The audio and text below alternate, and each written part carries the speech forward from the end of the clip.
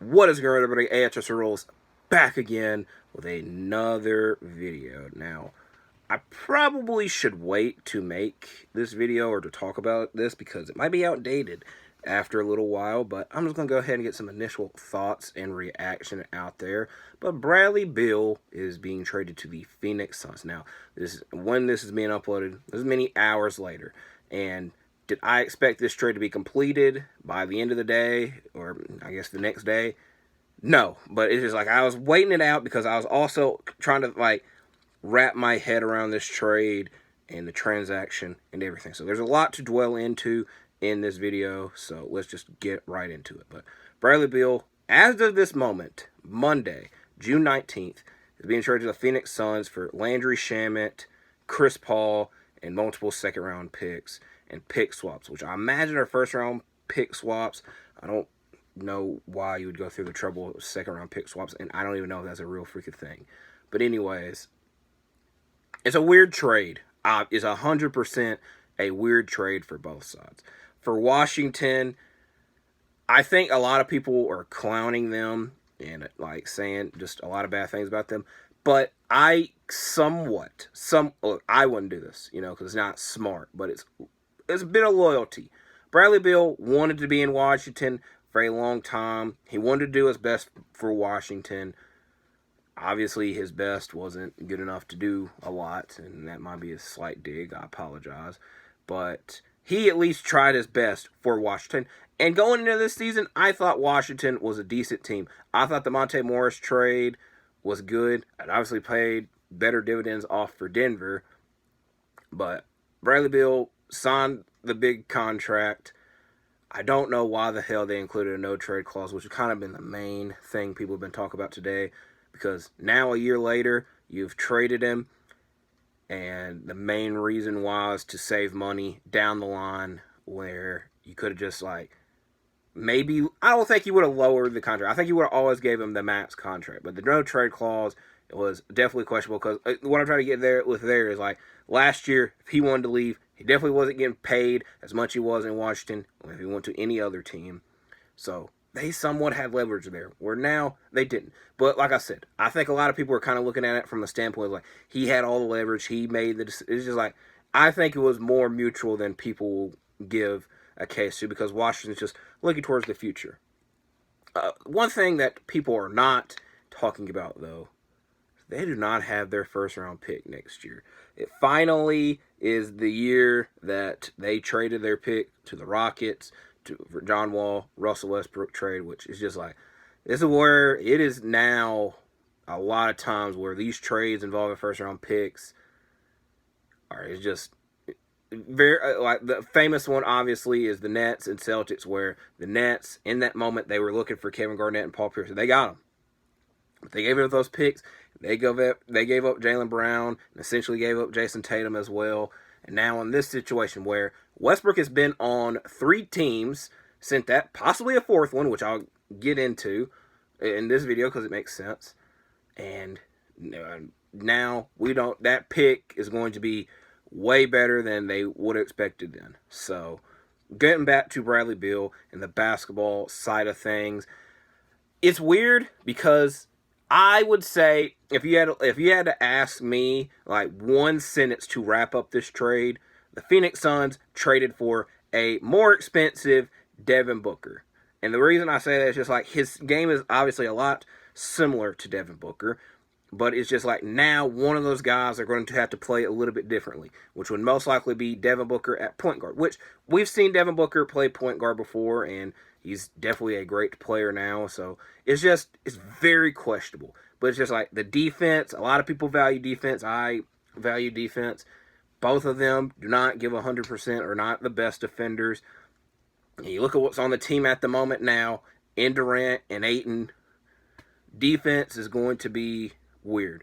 But you can also compare this to the Brooklyn Nets big 3 of KD, Kyrie, and James Harden, and the defense. But it's the defense didn't really matter because they were scoring in bunches. But also we didn't see them play a lot. So this trade, while the trade is just weird, a lot of similarities are there. I think what's the best way to put this? The good thing, I got the good. For the Suns, they got an actual player back for Chris Paul. Where the rumor was last week, or might have been even the week before now, that they were going to waive him. They were just ready to move on. And I think more likely than not, there would be very few cases where you get an actual player back or actually something of use back for Chris Paul, because I imagine that a lot of teams that would want Chris Paul would just buy him out. Where now, also, as of this moment that I'm filming it, the main rumor is that the Clippers are trying to get involved in trade for Chris Paul. And me personally, I hate that because I'm a Russell Westbrook fan, and I'd love Russ to go back to the Clippers. But if they're already under the sentiment of like, yeah, we do not have money for Russell Westbrook, and yeah, we do have some contracts of players that we don't want, and oh yeah, we can bring in Chris Paul, who definitely is not a terrible point guard or not a terrible player, like a lot of people would like to point out, then I can understand the trade. But me personally, I'd rather just see the Clippers run back with Westbrook. But if he's not willing to come back, which as of this moment, we don't really know, it's okay to bring in Chris Paul. But, and I'm not going to go too deep into it because if that trade does happen, I'll talk about it. I won't make a whole separate video for that. But it's just like, the big concern there are going to be injuries.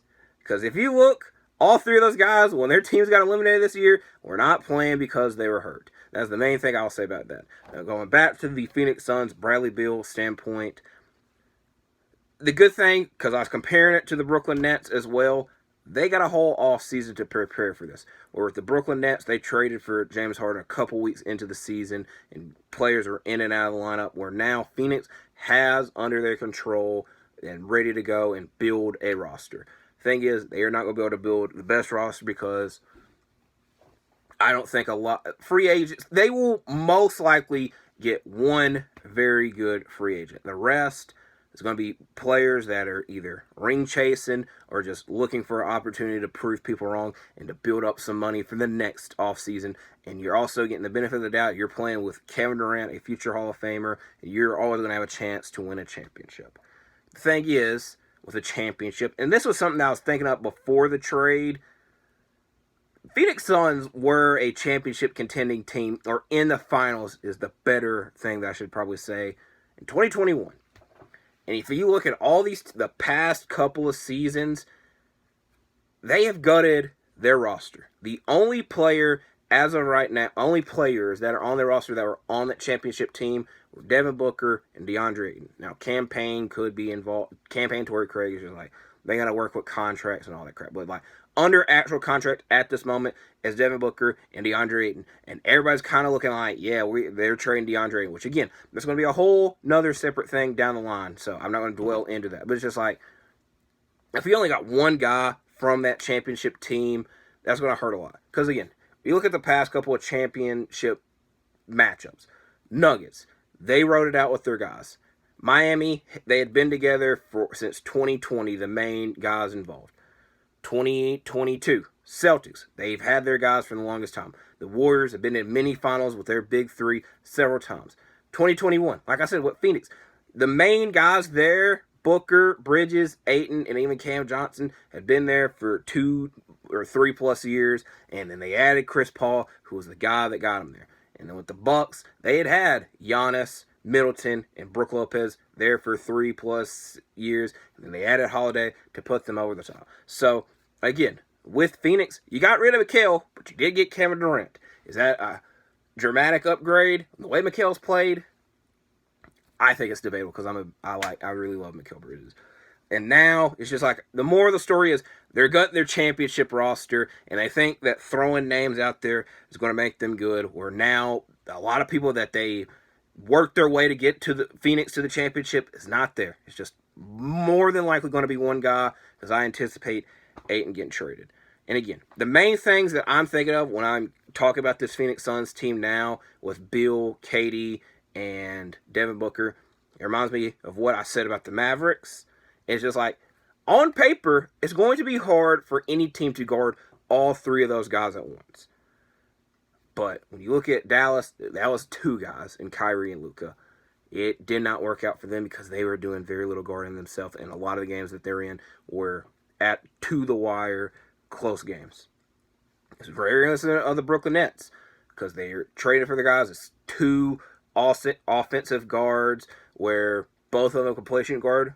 It's debatable if both can play point guard. With the Nets, at least Harden and Kyrie could play point guard. So the playmaking is going to be a bit questionable, but having a whole off season should make it work. And also, with Bradley Beal going to Phoenix, I imagine some conversations were had with Devin Booker and Kevin Durant, so they knew that one of them would have to be the point guard. They know there's a lot of chips on their shoulders. Whether conversations were had or not, I'd imagine so. So at least they know this, again, going in advance.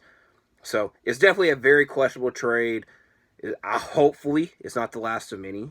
So hopefully I get to make a lot of videos this week because it's draft week. I'm not the biggest draft expert, so I'm not going to I might make somewhat of a preview, but it's not going to be a full mock draft because I don't know every player in the draft. I don't want to act like I know it all when it comes to the draft because I don't. So back it up. Going from the Wizards standpoint, you moved on from Beal. A lot of people were crapping on you because you didn't get anything back, but make use of it. Make use of a fresh slate instead of getting a guy that you might not want and might not work out and just probably does not want to be there because they're probably in a situation where they're okay. So, hypothetically, if you would have got a Tyler Hero, does he want to play in Washington? Maybe because he would be the star of the show. Also, I imagine Kuzma and Porzingis are not going to be in Washington anymore. So, again, there's going to be some more interesting moves or details we'll find out later on and that I'm not going to dwell into because nothing has changed there. But I'll give Washington some credit because, you finally moved on and you got a fresh slate. I don't like that they're just getting second-round picks back because they got a bunch of second-round picks for Roy Hachimura. I don't really want to see a team full of second-round picks. So work your magic into getting some first because you don't have a first next year. And like I said, Chris Paul, if I had to put money on it, which I'm not, I imagine he's somewhere in LA next year. Whether it's with the Lakers via getting bought out or I wouldn't say waived. I imagine it'll be a buyout. Or he's going to be a Clipper because Washington's willing to eat up one of those bad contracts, or not bad contracts, longer contracts because I don't think much length is on them.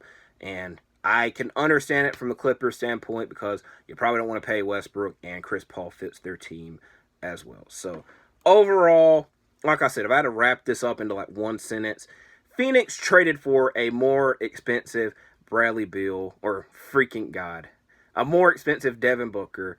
I think it's questionable. A lot of people think it's questionable, but I will take trades just to get trades. That being said, I wouldn't say this makes them the title favorites next year because they got to clean up their roster still, and it's going to be very hard for them to guard Denver, who did beat them in the playoffs. So we'll see. Again, like I said, hopefully I get to make more videos this week talking about trades and draft-related stuff. I'll make some type of draft video. What will it be? Who knows? You'll find out. So this is kind of my thoughts and reactions to Bradley Beal becoming a Phoenix Sun. When it's official, it will be official, but this is just the early overall thoughts. So thank you for watching this video. Please like and subscribe, and I'll see you in the next one.